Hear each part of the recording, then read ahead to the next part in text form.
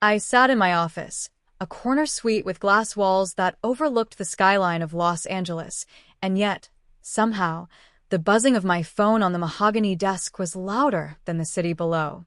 A producer from a primetime talk show had just left a voicemail asking if I could comment on my parents' heartwarming interview that had gone viral overnight. My parents, the same people who hadn't even shown up the night I won my first big competition. I leaned back in my leather chair, smoothing the sleeve of my silk blouse, letting the irony wash over me. On TV, my mother had been smiling wide, recounting how she always knew her daughter would be a star. My father had nodded along, puffed up with pride, as if my accomplishments were some family legacy. But behind that polished performance, I knew the truth. When I was younger, my victories were invisible to them.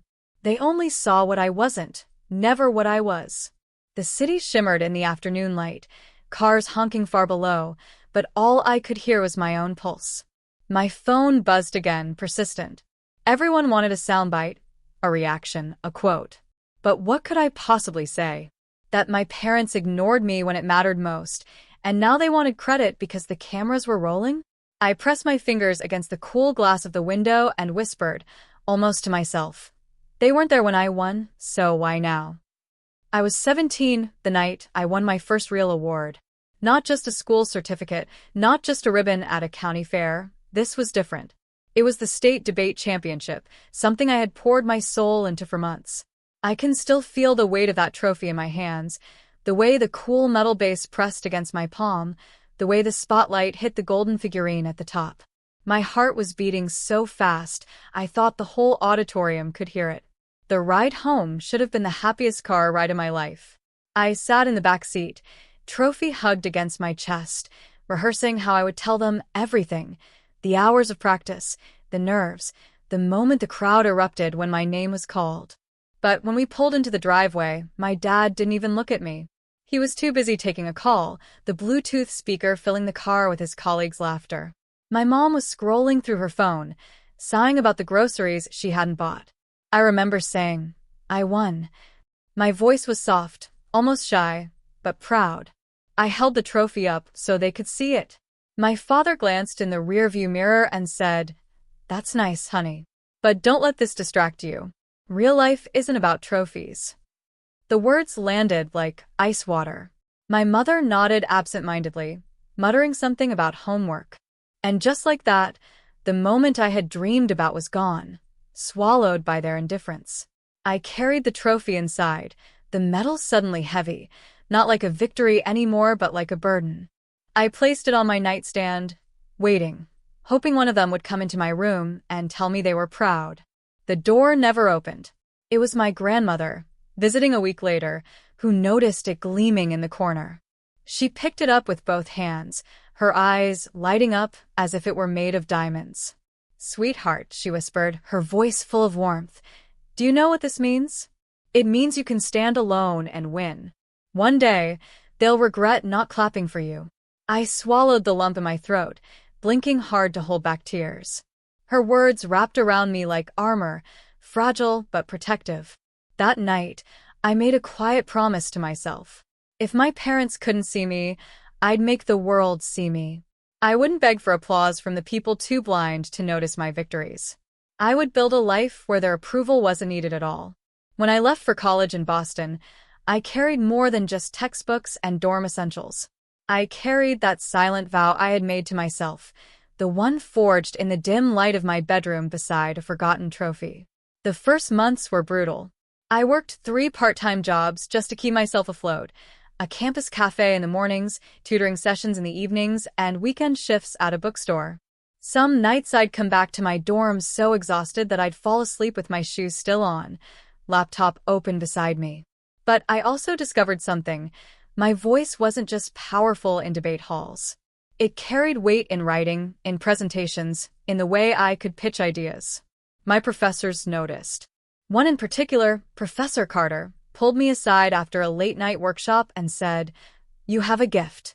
Don't let anyone tell you otherwise. Let's sharpen it.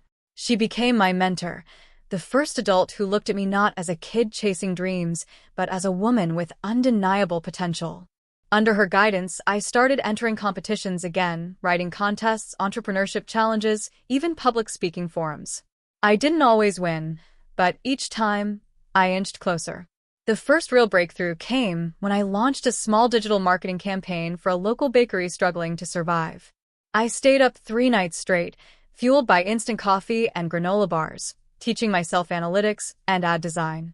When their sales tripled in 2 weeks, the owner hugged me so tight, I thought my ribs might crack. That moment was different. It wasn't about a trophy or applause, it was about impact. I had created something valuable. Word spread. Soon, other small businesses reached out. I built a website, nothing fancy, just clean and professional with a few testimonials. Clients trickled in. Then more. I reinvested every dollar into upgrading my skills. Online courses, better software, networking events I couldn't really afford but attended anyway. There were nights when doubt nearly broke me. Nights when I stared at my bank account, wondering if I was crazy to believe I could build something from nothing.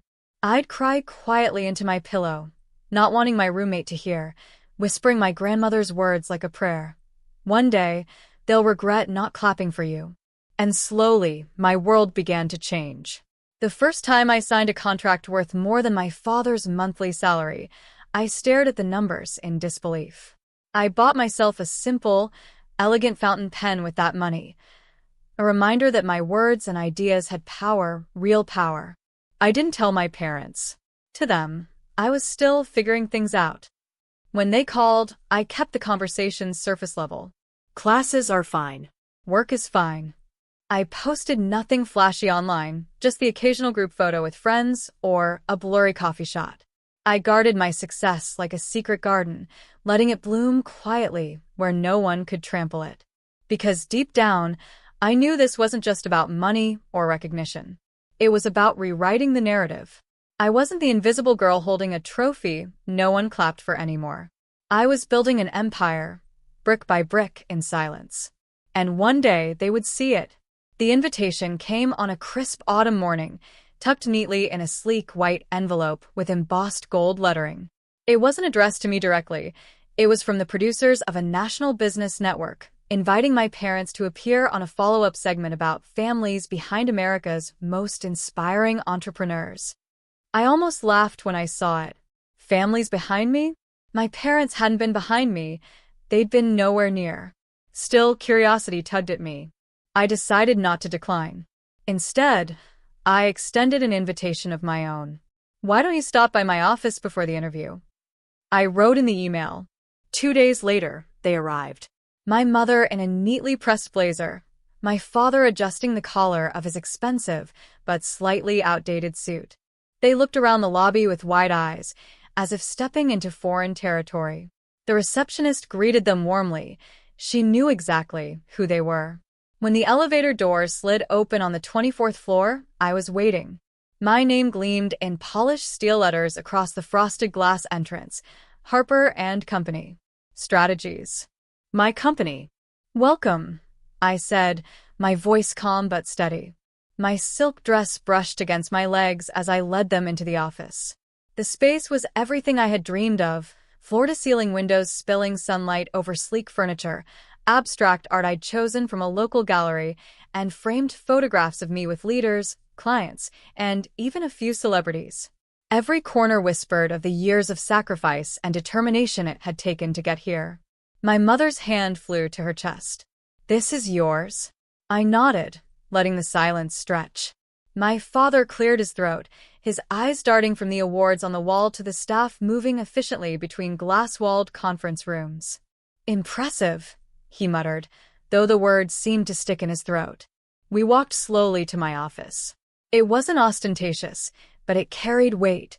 Mahogany desk, elegant orchids on the windowsill, a shelf lined with books that had guided me through sleepless nights. My grandmother's photo sat in a silver frame near my computer, her smile radiating approval even from stillness. I gestured for them to sit. They perched on the leather chairs, stiff and restless. So, I began, folding my hands, you've been talking about me on television. My mother flushed. We just were proud, sweetheart. People asked and I cut in gently. Proud now. But do you remember the night I won state debate? Or the scholarship award? Do you remember clapping for me then? The silence was sharp, heavy. My father looked down at his hands. My mother blinked rapidly, as though searching for an excuse that wouldn't come. I leaned forward, my voice soft but laced with steel. You weren't there. You didn't see the tears, the nights I worked until dawn, the years I built this from the ground up.